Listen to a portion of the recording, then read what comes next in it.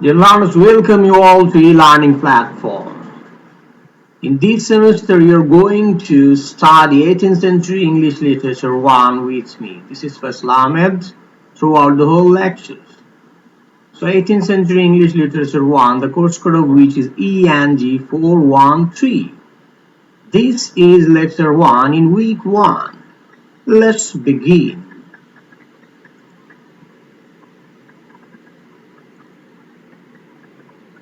Objectives of the lecture.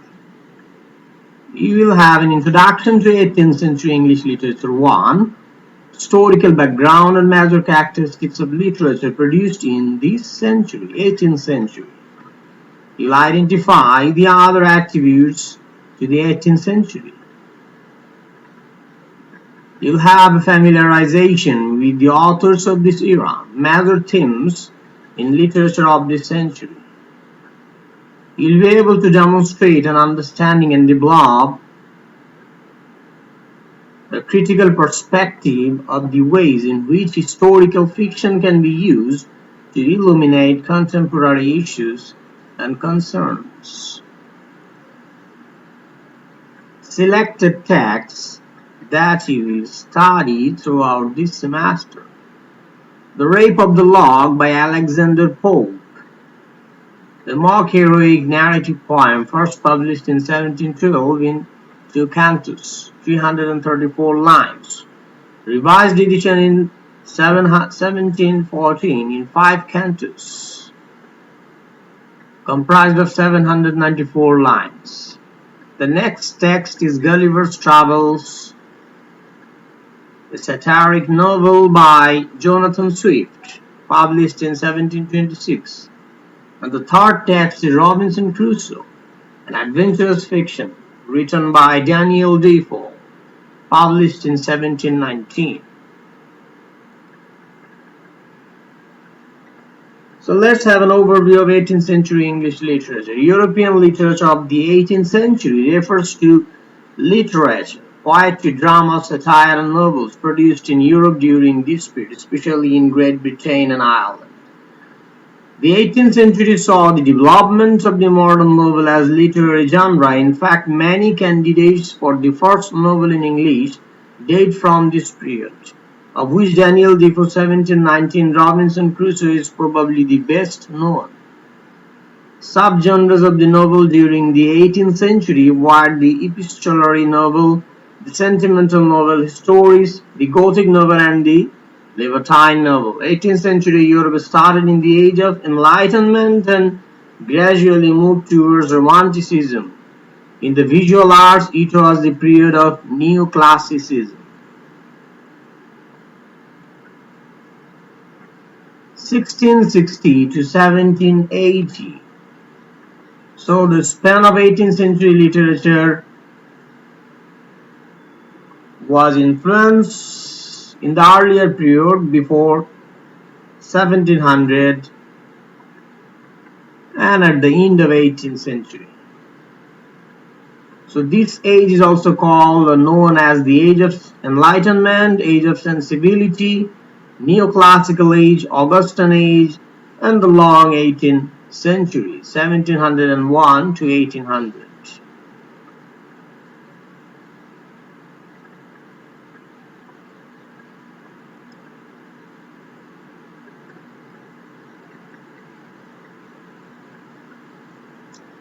So we can divide the 18th century into two major parts, the Age of Pope and the Age of Johnson. Age of Pope, the span of Age of Pope is between 1700 to 1750, and the Age of Johnson is between 1740 and 1800. Age of Pope. So the historical events took place in the Age of Pope are rise of the political parties, Whig and Tories in Great Britain, the Democratic parties against the imperialism, the foreign war, Anglo-French war, took place between 1778 and 1783, the succession and the spirit of the age, predominance of prose, political writing, the clubs and coffee houses; periodical writing, the new publishing houses, the new morality. So prose writing got the predominance against poetry. Age of Johnson, the historical events, those took place via decline of the party feud, commercial and imperial expansion, and the French Revolution, which happened between 1789 and 1799. The transition age, the double tendency between classicism and romanticism, the new romanticism, the new learning, the new philosophy, growth of historical research, the new realism, the decline of political writing. So these things happened in the arena of literature.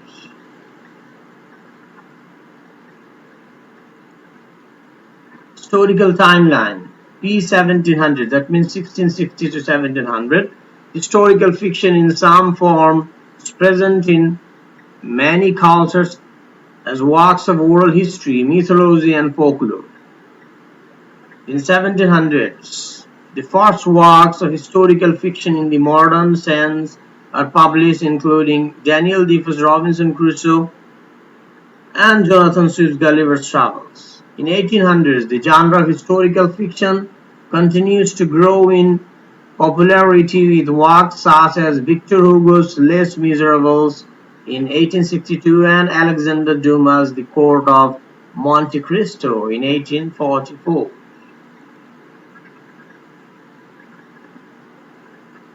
Now have an idea of notable writers or authors in the 18th century. The notable writers in the 18th century are Alexander Pope, Jonathan Swift, Sir Richard Steele, Daniel Defoe, Joseph Addison, Matthew Prior, John Gay, Edward Young, Samuel Johnson, William Blake, James Thomson, Samuel Richardson, Henry Fielding, Oliver Goldsmith, Thomas Gray, William Collins. 18th century, the Enlightenment. The Enlightenment, this age is also called the Enlightenment, the Age of Reason, the Age of Classicism, and the Age of Elegance. Age of Reason, anything could be achieved through the calm working of the human mind. Age of Classicism, in all the arts there was a fascination with ancient Greece and Rome, that's why it's called the Neoclassical era. The Age of Elegance, it displayed among the upper classes an elegant style of life. General features, creative works show a sense of order and moderation. Authors display their cleverness but not their heart and soul. Arguments in prose are calm and logical. Poems are carefully structured and often contain classical allusions. Some writers satirize elegant society and politics. Allusion, the word means literary, which is a literary term regarding the use of an implied or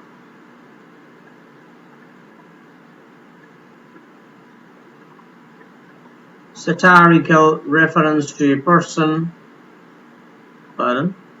direct or indirect reference to a person, place, thing, or idea. It's an indirect reference to a person, place, or thing, or idea.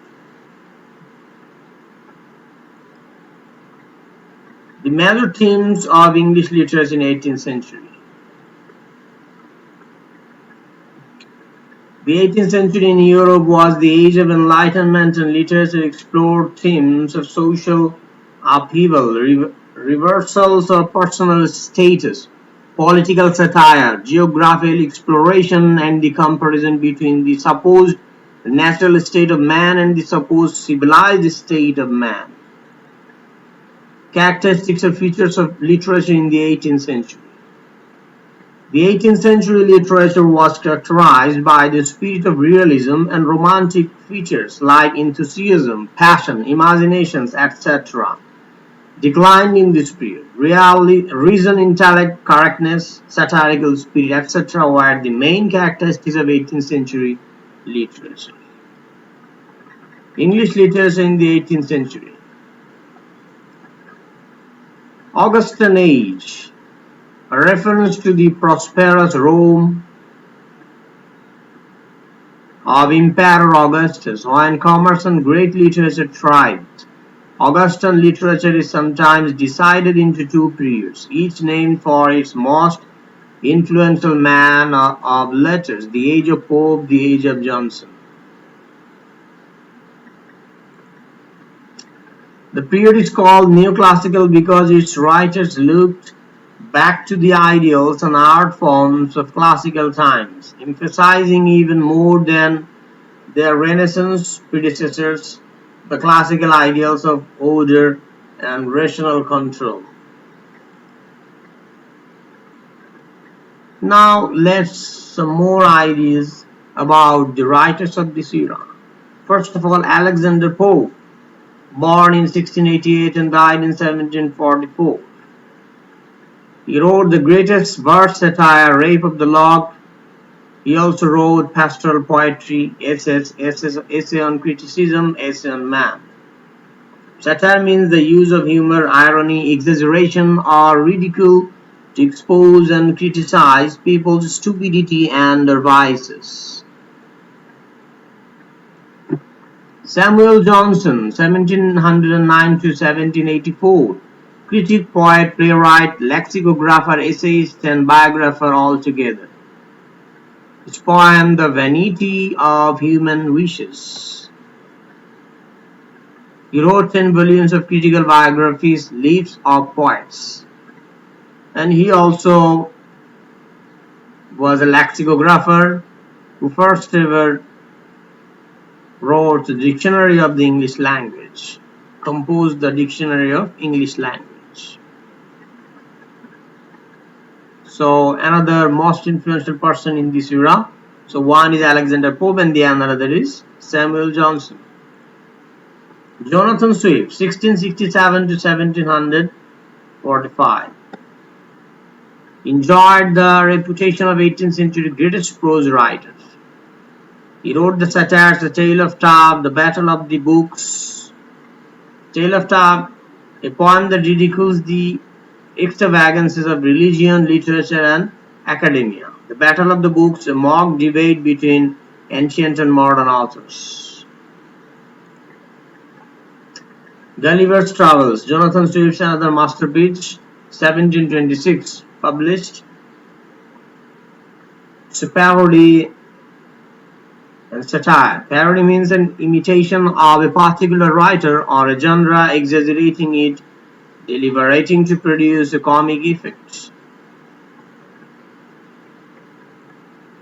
Joseph Addison and Richard Steele, they together wrote The Tatler and The Spectator, very famous essayists in this era. The emergence of the novel, a lengthy fictional story with a plot that is revealed by the speech, action, and thoughts of characters.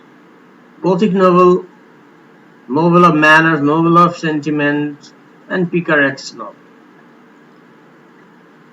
Gothic novel, a type of fiction that is usually characterized by gloomy castles, ghosts, and supernatural or sentimental happenings, creating a mysterious, chilling, and sometimes frightening story.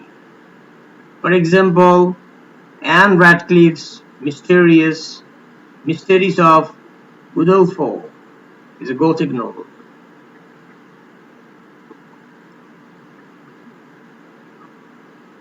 Novels of manners, a type of fiction that recreates a social world, conveying the customs, values, and mores through detailed observation, morals.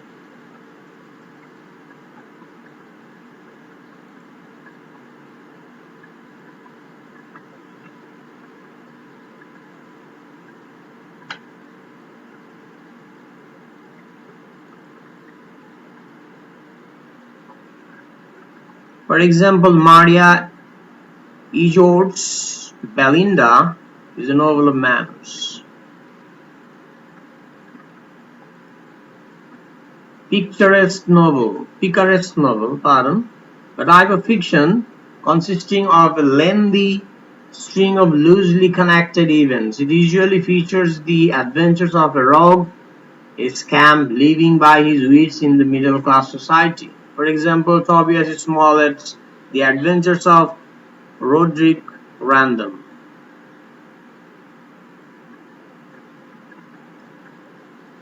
The Romantic poets in this era are Thomas Gray, Robert Burns, and William Blake. They actually share the Romantic era after the Neoclassical or the 18th century. Group task. So in the classroom you will given a group task, okay? Later on I will discuss it with you. So thank you for listening to this lecture. So you will have more in the next week. So until then, goodbye. Thank you very much. That's the end of the lesson.